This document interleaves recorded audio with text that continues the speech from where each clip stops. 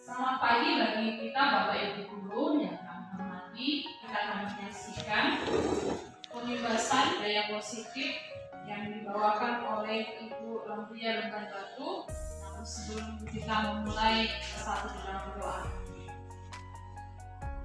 Baiklah Bapak Ibu, tidak berlama lagi kita akan menyaksikan budaya positif. Dengan ini kami berikan kesempatan. Terima kasih Bu Moderator untuk Paripurna, Bapak Ibu yang berkenan hadir.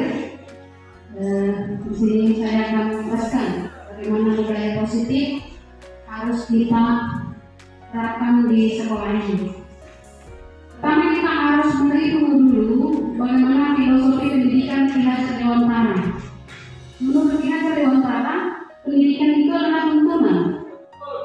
Pendidik itu adalah menuntun segala kodrat yang ada pada diri si anak agar mereka bisa bertumbuh dan berkembang sesuai dengan kodrat yang ada pada mereka. Nah, tujuannya untuk kebahagiaan mereka yang seperti ini. Itu diibaratkan sebagai petani dan harus berpihak pada murid seperti ini, buat teman didik kita. Gitu. Kemudian juga seorang guru harus inovatif, memikirkan hal-hal baru, apa yang menarik yang membuat anak-anak bisa semangat belajar. Kemudian seorang guru harus mandiri dan kolaboratif, jadi harus bisa bekerja sama dengan rekan-rekan guru. Selanjutnya, apa sih visi kita? Masing-masing kita bertanya kepada diri kita, apa sih visi kita menjadi guru? Nah, kalau saya ditanya, visi kita itu harus berpihak pada murid. Intinya, visi seorang guru itu harus berpihak kepada murid. Apa sih budaya positif? Nah, budaya positif itu adalah perilaku yang positif yang sudah mendarah daging. Nah, itu budaya positif ini yang harus kita sebarkan di sekolah kita ini. 5 posisi kontrol. Kita di sekolah ini sebagai guru, kita adalah sebagai pengontrol. Nah, ada yang mengambil posisi sebagai penghukum. Ada yang mengambil posisi sebagai pembuat orang merasa bersalah, sebagai teman, sebagai pemantau, dan sebagai manajer. Nah, kita pahami masing-masing itu. Kalau kita lihat posisi sebagai penghukum itu misalnya sangat kejam. Posisi kedua sebagai pembuat orang bersalah, misalnya negatif dampaknya. Nah, kemudian identitas anak di sini gagal. Mereka merasa gagal. Kalau kita mengambil posisi sebagai pembuku dan kita sebagai pembuat merasa bersalah, anak akan merasa gagal. Nah, di sini kita harus ada di sini posisi teman, kemudian sebagai pemantau. Yang lebih baik di sini adalah sebagai manajer, kontrol diri. Nah, sebagai manajer itu bagaimana dia mengajukan pertanyaan-pertanyaan apa yang kita yakini. Jadi beranjak dari keyakinan. Sebagai kontrol, kita harus menyadari bahwa masing-masing pribadi kita memiliki kontrol sendiri pada dirinya. Jadi anak-anak itu pun memiliki kontrol sendiri pada dirinya. Sekalipun kita bisa mempengaruhi dia, membujuk dia, tapi kontrol itu ada pada diri mereka. Nah, kita harus memahami teori motivasi. Ada anak-anak yang termotivasi yang mau melakukan sesuatu karena takut akan hukuman. Kemudian ada yang karena mengharapkan imbalan. Kemudian motivasi terbaik itu adalah karena dia menghargai diri sendiri sesuai dengan kebajikan yang dia pilih. Ya, itu adalah anak-anak itu kita bangun motivasinya dari dalam sehingga dia mau melakukan sesuatu itu karena kesadaran dia akan nilai-nilai kebaikan yang akan dia peroleh setelah dia melakukan. Kemudian itu disebut dengan motivasi internal. Apa saja nilai kebajikan? Nilai kebajikan inilah yang akan kita bangun supaya motivasi intrinsipnya itu muncul. Karena kita meyakini ada satu nilai kebaikan atau nilai kebajikan dari apa yang dia yakini sehingga dia mau melakukan sesuatu hal-hal yang positif. Jadi kita harus membuat keyakinan kelas, nilai-nilai kebajikan universal yang sama-sama diyakini di dalam kelas. Nah, peraturan harus kita ubah menjadi satu keyakinan.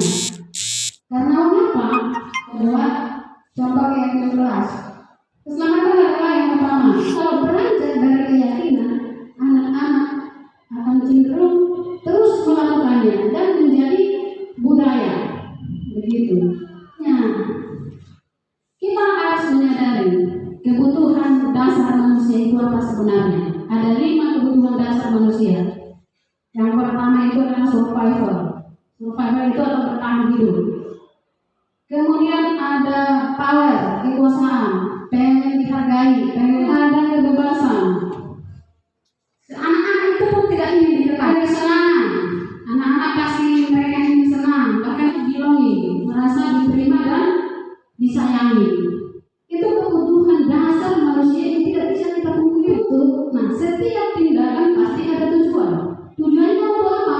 Untuk memenuhi kebutuhan dasarnya.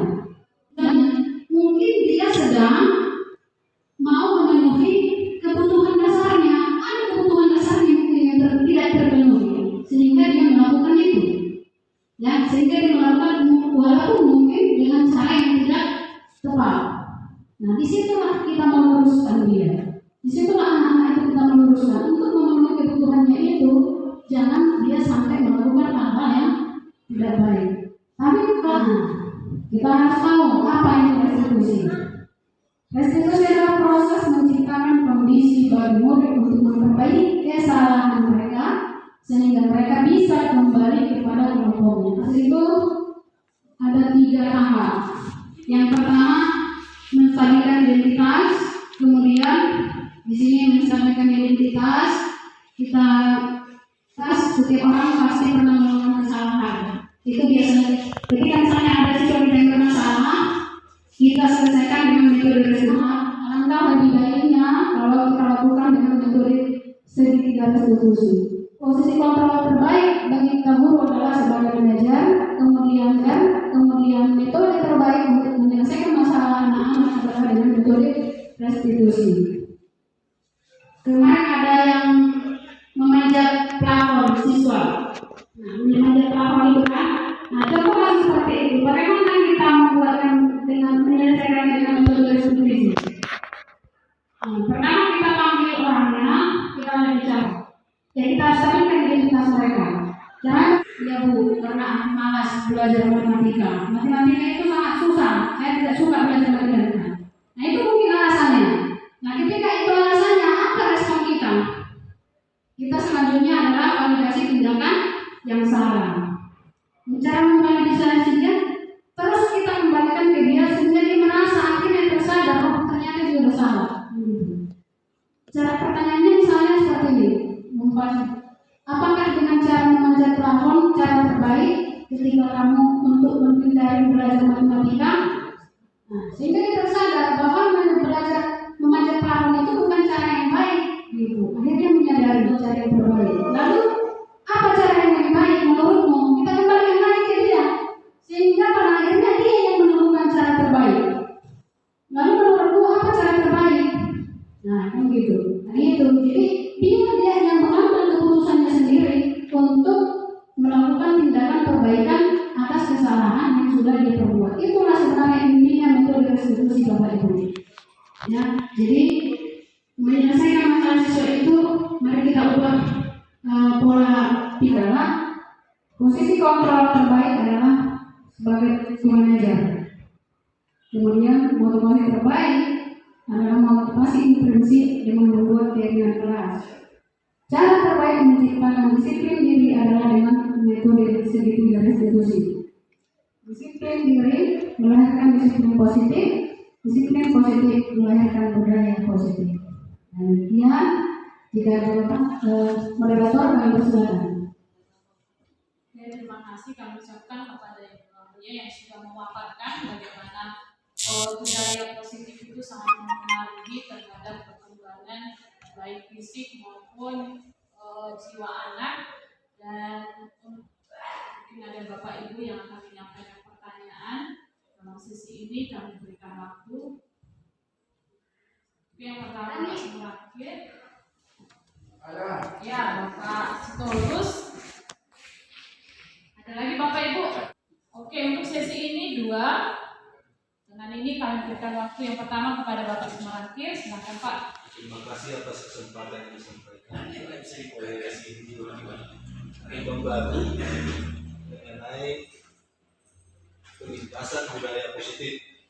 Setelah mendengar paparan Ibu tadi, ya banyak pembelajaran yang kami terima, yang sebenarnya itu semua sudah kita ketahui teorinya, bahwa pendekatan terbaik untuk pengimbasan yang khususnya berhubungan dengan bagaimana anak kita atau peserta didik termotivasi untuk belajar, itu yang harus kita lakukan adalah pendekatan lunak, istilahnya soft approach, termasuk yang sudah disampaikan tadi oleh Ibu. Persoalannya, sekarang kita sudah melakukan pendekatan lunak tersebut atau pendidikan praktek yang selama ini sudah banyak kita tanamkan bagi peserta didik kita yang ada di sekolah ini. Nampaknya kurang efektif. Meskipun anak kita melakukan contoh sebagai manajer tadi, ya, dan melalui pendekatan metode restitusi tadi ya, restitusi ya. Persoalannya anak tidak peduli, itu aja. Saya pikir bagaimana mempedulikan anak, khususnya pada level pendidikan SMK yang sudah lama mereka mendapatkan pendidikan. Itu pendidikan karakter buat anak sebenarnya itu berasal terutama itu dari rumah. Dan selanjutnya pada Bapak Stulus cara terbaik menciptakan disiplin diri anak adalah dengan metode segitiga restitusi. Ini statement Ibu atau mungkin statement Toko.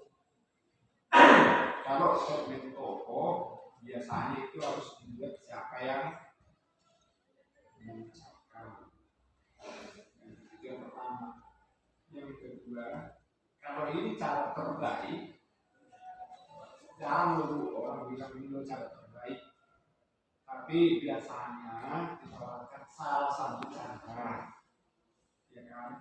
Salah satu cara menciptakan disiplin anak adalah dengan ini. Jadi tawaran sifatnya. Ini yang terbaik, berarti yang lain itu bagaimana? Tapi kalau ini 10 ya baik itu di angka 9. Saya nggak tahu lah ini hasil penelitian itu atau mungkin hasil dari sebuah riset seorang tokoh juga perlu kami katakan ya.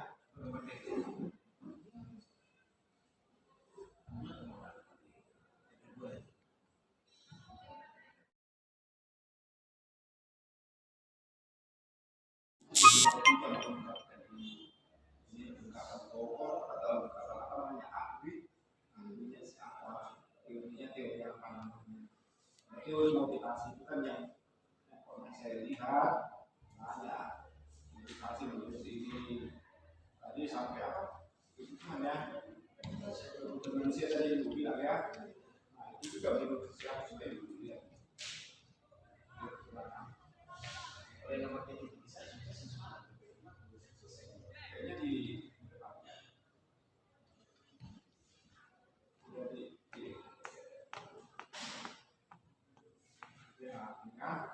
kebutuhan dasar manusia. Jadi menurut siapapun juga kan karena ada masuk ini. Terima kasih buat Pak Semorangkir dan juga Pak Sidorus. Yang pertama tadi pertanyaan dari Bapak Semorangkir, bagaimana mendisiplinkan anak dengan metode restitusi, khususnya di anak SMK. Apakah memang efektif? Dan kira-kira begitu Pak? Karena kita lihat memang tidak mampang lagi kira-kira seperti itu. Tetapi Pak, kita harus mencoba memahami karakter anak. Sebenarnya kalau kita pahami sebuah video seperti ini, video ini tadi saya buka seperti ini. Ini mungkin sudah pernah kita tonton bersama.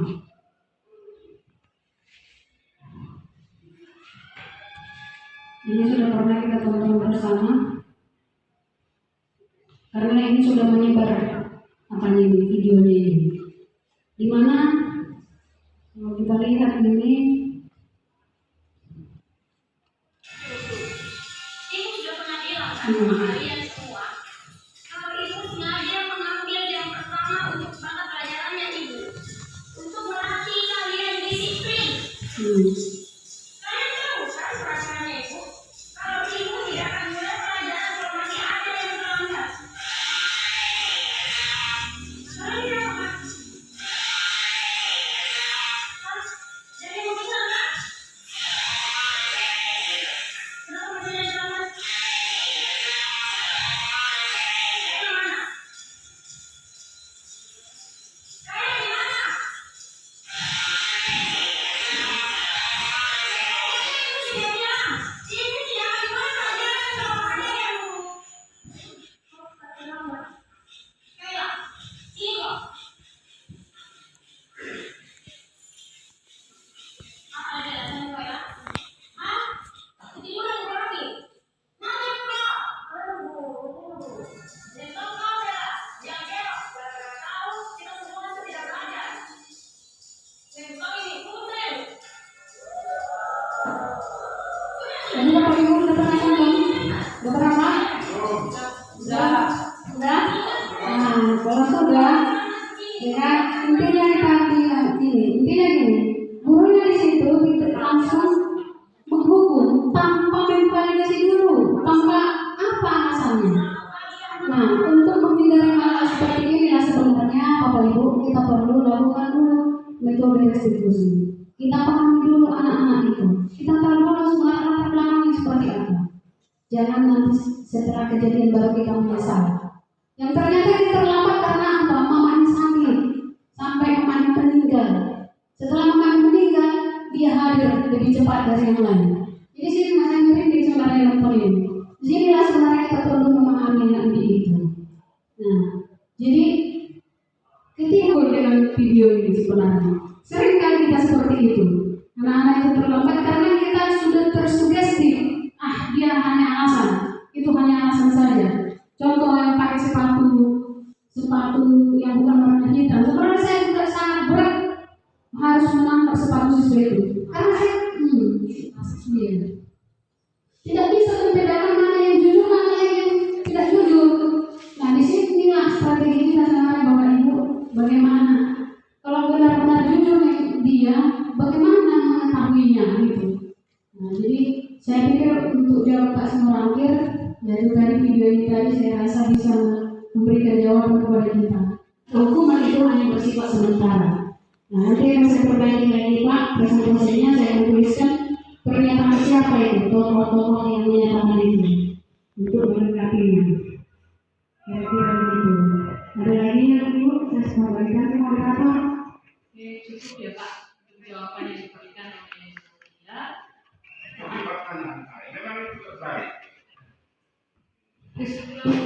Kesimpulan dari saya Pak ya. Kesimpulan dari saya. Karena kalau motivasi terbaik itu motivasi sudah lahir dari dalam ya Pak, itu sudah penggunaan, sudah menjadi perusahaan. Dari data pemberitaan kesimpulan belum berani orang menyatakan sampai itu yang terbaik. Tapi tawaran. Tapi Salah satu. iya. Nah, tapi menurut saya.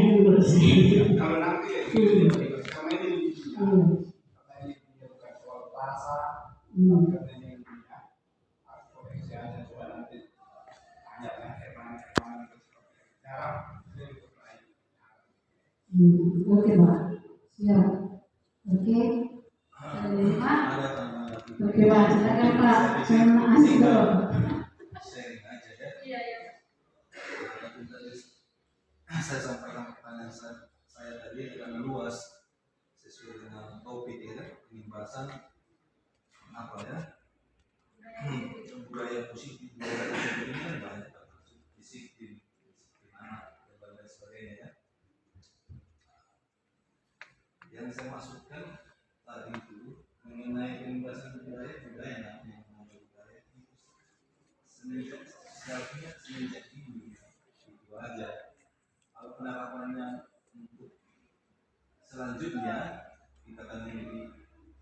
tinggi, itu memang sudah agak sulit kita menerapkan teori ini yang sudah Ibu sampaikan tadi, ya, termasuk dengan menggunakan metode restitusi.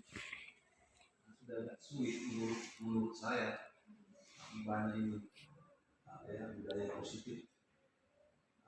Mengenai yang contoh video tadi itu, saya pikir semua kita memang begitulah prosedurnya, ya kan, bagaimana menyalurkan anak dengan atau belum kembali kita tanyakan masalah, tapi kenyataannya ya kita sendiri yang menjawab. Itu juga orangnya. Tentu yang di garisnya saya perhatikan setiap kali, setiap kali saya di pojok sana, anak kaki saya memang bisa juga amat nanti supaya katanya dulu ya. Saya perhatikan itu pun orang itu. Jadi saya pikir alasan-alasan itu tidak berterima. Tentu kali yang tadi memang itu ya patut kita memberikan pertimbangan. Tapi banyak siswa kita ini selama ini karena sudah terbiasa, sudah mulai dari anak-anak kita tuh orang tua terus pendidikan, kemudian di sini juga begitu lah ya. Contoh kita belajar lingkungan ya, contoh ternyata anak kita banyak juga itu ya, yang sudah contoh sudah disampaikan berulang-ulang ya, dari siswa jangan buang sampah ya sembarangan, contoh buang pada tempatnya. Ya kenyataannya masih banyak. Jadi kita lihat itu contoh gelas liquid berserakan. Kita cek sudah bulan. Saya sendiri juga sudah menyampaikan itu. Ada sampahnya amankan di sini. Jadi setelah kita ini sampahnya aja dimankan. Ya kenyataannya itu. Dari mana itu datang? Dari kebiasaan yang sudah mulai dari awal ini sudah kasih sebenarnya dalam bahasa Jawa itu kaset. Ibarat kalau ya kita terkilir, kaki kita selip, kalau sudah lama nggak disembuhkan biar-biar, sudah sulit kita mengembalikannya ke posisi semula seperti itu. Jadi memang bisa aja memang dari paparan yang tadi ya kita lakukan, tapi dibutuhkan kesabaran yang cukup lama lah begitu. Ya, memang budaya. Biasanya selama 3 tahun tadi itulah persoalan yang kita hadapi selama ini di sekolah ini. Tapi kalau untuk ya level dari pendidikan anak usia ini SD, SMP masih boleh lah. Biasakan saya pikir kita tidak capek-capek mendidik anak ini yang lebih baik. Saya pikir itu aja yang saya maksudkan tadi. Nah ini mengenai budaya positif kita luas sekali.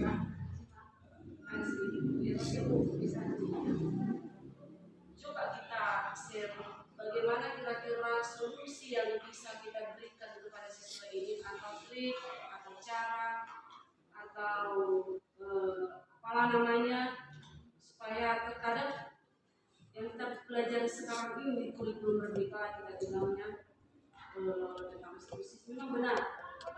Jangan kita menghukum siswa sebelum tahu apa alasannya. Tapi kembali lagi kita seperti yang dinyatakan sekolah kita, keterlambatan, berpakaian, semuanya itu dan itu saja.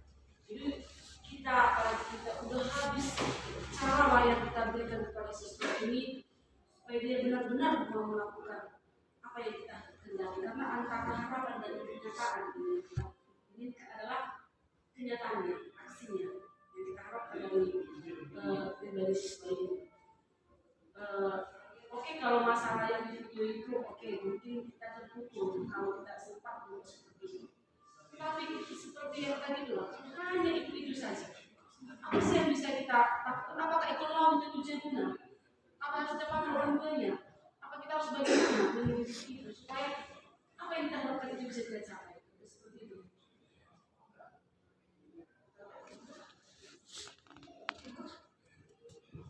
Baik Bu, terima kasih Bu. Kita memiliki keresahan yang sama sebenarnya. Kadang-kadang kita pendidikannya juga tidak ada yang mengerti. Tapi ada satu aksi nyata yang sudah saya lakukan, ya, yang mungkin saya bilang bisa akhirnya dia berubah.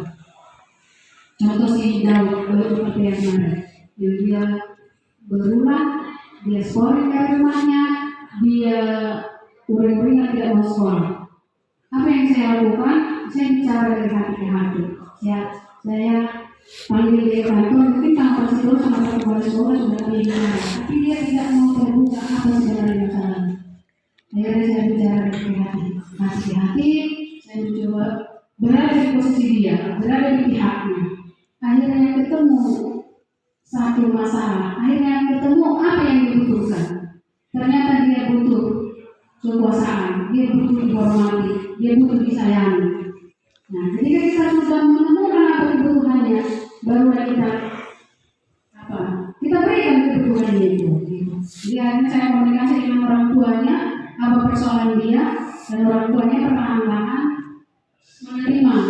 Jadi ceritanya dia scoring dari orang tuanya karena dia merasa dia diperlakukan tidak adil sama orang tuanya. Adiknya selalu disanjung-sanjung, tapi dia selalu ditekan. Nah, itulah persoalan yang membuat dia scoring. Tapi itulah memang tidak mudah ibu, tidak seperti kita membalikkan tangan. Agak lama prosesnya itu. Tapi pada akhirnya saya dapat kabar dari kakaknya, mamanya, dan dia bilang terima kasih bu, si Daud sudah pulang ke rumah. Dan akhirnya dia bilang apa bagus dia sekolah. Gitu. Jadi saya pikir memang beban kita untuk mengajak dia bicara dari hati ke hati apa sebenarnya persoalan dia, apa sebenarnya kebutuhan dia. Tapi memang kita terbatas waktu kita kan begitu. Kalau semua kita buat seperti itu, bagaimana kerjaan yang lain? Itu persoalannya memang. Tapi untuk hal itu memang seperti itulah caranya saya rasanya, cara terbaik kita bicara dari hati ke hati. Kalau memang sudah benar-benar lagi, kalau kita tidak bisa lagi, kita bilang jadi aja dia bicara. Ada kasus ini dulu lagi, saya bilang kemarin kami tanya bicara siswi kita merokok di angkot, ada orang sama saya. Saya panggil dia bukan saya menyalahkan dia, bukan mengucapkan dia, tapi saya cari apa yang membuat dia sampai merokok. Akhirnya dia terbuka. Dari keterbukaan dia itulah ada solusi. Saya tidak bilang saya sudah berhasil, bukan, tapi yang mungkin ada contoh-contoh yang kita lakukan memang ada hasilnya. Jadi banyak juga yang sudah kita lakukan seperti itu, tetapi tetap berulang. Nah, itu bu. Itulah menurut saya bu. Sama-sama kita belajar. Kalau saya yakin sih sebenarnya kalau kita menghukum sesuatu itu karena dari empati kita, dari tujuan kita yang baik, bukan untuk mempermalukan siswa, bukan untuk mempersalahkan dia. Saya yakin mereka pasti. Saya besar harapan saya bisa berubah gitu. Saya yakin itu bisa. Iya. Hanya sabar kita yang berubah. Masalah bagaimana bu? Anak kita saja yang kita lahirkan kita hukum. Karena apa? Kita menginginkan pada saat dia menjadi orang baik, terbaik akan menjadi baik sesuai dengan apa yang kita inginkan atau apa yang dia harapkan di masa depannya. Nah, ingatkan, pertama kita ingatkan seperti saya punya anak semakin lupa dia mengerjakan tugas agama, lalu tamparan keras di orang tua mau pinang amat anaknya itu tamparan keras seperti itu. Nah, karena ada laporan dari guru kalian dari WA kelas, kita langsung anak kita ini bagaimana supaya dia disiplin. Rumah mereka, hukuman, apapun sejenis. Cuma saya berpikir begitu. Berikan hukuman, berikan jalan, kami bisa sampai punya dan tidak sampai menyakiti tubuhnya. Iya, mungkin memang bisa seperti itu. Karena ini memang ada anak-anak yang dia bisa mengerti kalau sudah dihukum, kan gitu. Bisa dimengerti kalau sudah dikerasin. Anak saya seperti itu ada juga, namanya Siola. Siola itu kalau dikerasin baru dia ngerti. Kalau kita pendek, dia nggak ngerti. Tapi kalau si sama yang kedua dikerasin cuma keras. Jadi di situ mungkin kita perlu memahami karakter anak ini. Bagaimana cara menghadapi dia? Tapi yang pasti Tapi hukuman acara terbaik itu menurut mungkin saya lupa tokohnya Pak. Tapi oke, terima kasih waktunya dan jadinya asik. Terima kasih masih memanggil. Terima kasih Pak. Si terus tadinya hanya formalitas, tapi jadinya jadi seru. Terima kasih buat kehadirannya. Ya Pak, terima kasih Ibu Tanung, terima kasih Bapak semua, Pak Juta, Pak Erus. Masih terus nanti mau giliran Bapak, saya hadir lebih banyak. Oke Pak, makasih Pak Aritonang, makasih Ibu Lubis, makasih Ibu Aritonang, ditutup dulu Bu. Oke lah Bapak Ibu, demikian ya pertemuan kita hari ini pembahasan budaya positif. Dalam apa yang kita dapat hari ini kita bisa implementasikan di dalam proses belajar mengajar kita dalam mendidik siswa di SMK Negeri 2 Semarang. Dan juga terima kasih kepada narasumber kami yang sudah memberikan pengalaman dan juga materi-materi untuk kami bisa menambah pengetahuan buat kami. Selamat siang bagi kita semuanya. Selamat melaksanakan tugas kita masing-masing. Budaya positif. Budaya positif ya. Budaya positif.